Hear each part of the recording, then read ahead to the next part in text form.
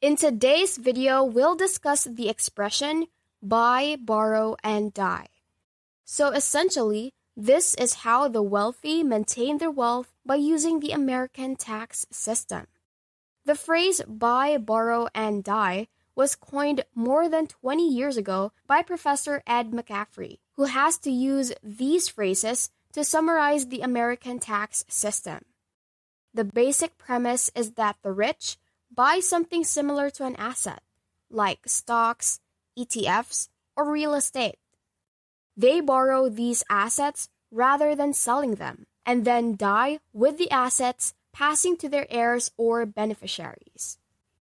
In this video, we'll look at these three phrases in greater depth, as well as how the wealthy utilize buy, borrow, and die to stay wealthy. Stay tuned till the conclusion of the video. Number 1. This includes purchasing an asset. As I mentioned in the introduction, I'll give you a brief explanation of this step. I have seen the buy, borrow, and die approach used all the time by millionaires and also by billionaires. These rich families will own apartment buildings and commercial buildings and obviously borrow against such assets, refinance, withdraw the money tax-free, and live off that money while the assets still cash flow despite the new loans, max loan to value, or LTV. They never had to pay capital gains taxes because they never sold the building. Instead, they used it as an asset to borrow against, called collateral. Real estate is a fantastic asset to hold since its value normally maintains up with inflation in most circumstances, depending on the area, and you can usually depreciate against this, which will assist to lower your taxable income. Most banks prefer to borrow against real estate, and they prefer to lend against real estate provided the figures flow and the collateral passes screenings. Number 2. This is to borrow these assets, which is precisely what it sounds like. You borrow against the asset indicated in number 1. Let's suppose I don't have any money. Assume my sole assets are in a brokerage account. Most individuals would simply choose a particular stock or ETF and sell a piece of it to get the cash they want. However, this technique would be incorrect. This is not marketing for a brokerage finance account, but I'm using it as an example since you can borrow up to 30% of the value of your portfolio at 1.5 to 2% interest, which is practically free money given the current rate of inflation. Look at this graph given by Morgan Stanley. This figure explains the borrowing boom by comparing securities-based and other non-mortgage loans to wealth management customers at Morgan Stanley since 2016 to present, when the amount borrowed on stock portfolios has more than doubled. Let's also use the real estate buildings from number 1 as an example. Assume that the net operating income of a building makes it worth $500,000.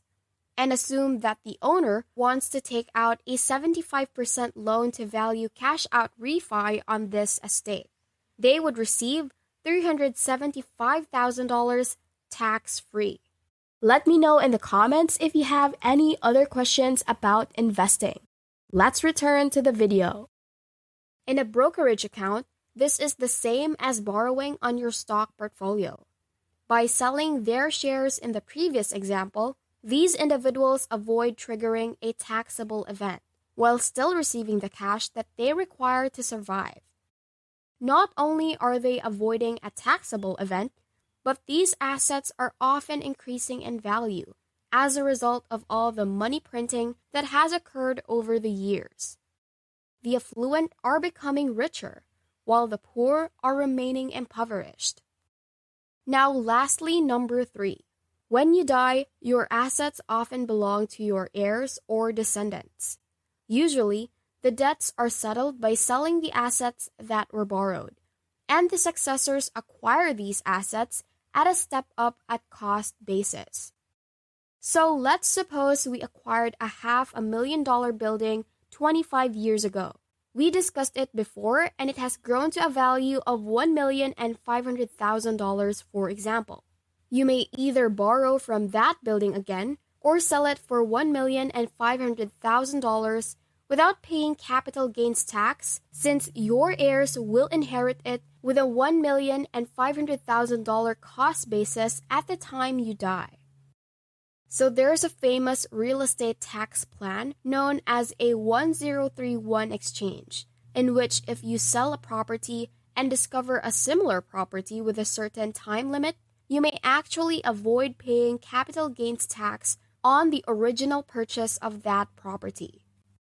However, every real estate developer I know has done this again and again with the intention of dying away without even paying those capital gains taxes. So if we were to use stocks or ETFs as an example, let's assume I purchased an ETF with a cost basis of $15 in the year 2005. And suppose the ETF has risen to $800 per share by the time I die.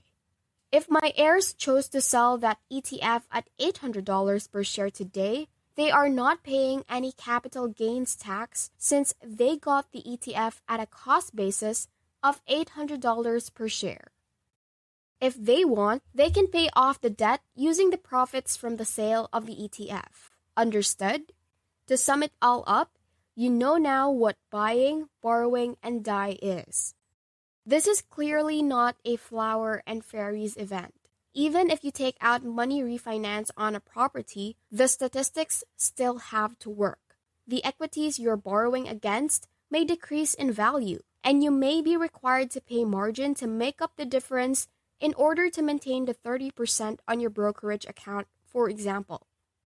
So it all depends upon what you are comfortable with and what you're going to do with the money. If you use that money to produce more money, it might be a realistic plan, but it can also be a sharp knife that can be extremely harmful. So most individuals utilize this for asset planning and money-making purposes. There are estate taxes, wealth taxes, and a lot of things are being debated in Congress right now. But regardless, I believe that leverage is a tool. Remember that you should be careful. You don't want to go down like what happened in 2008, where I know a lot of real estate entrepreneurs that banks began calling loans because of the properties being in cash flow or nearly through bankruptcy foreclosures. So simply use leverage with extreme caution. Be cautious with this method.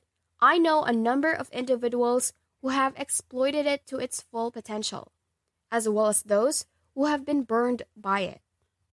So this is simply another tool in your toolbox. Hope you have learned something from this video. What are your thoughts? Comment down below. If you enjoyed this video, make sure to click the like button and also don't forget to subscribe to the channel and hit the notification bell for you to be updated on our latest videos. See you in the next video. Thanks for watching. Want to learn more and be more financially literate? Click on the next videos we have in our channel, showing on the screen right now.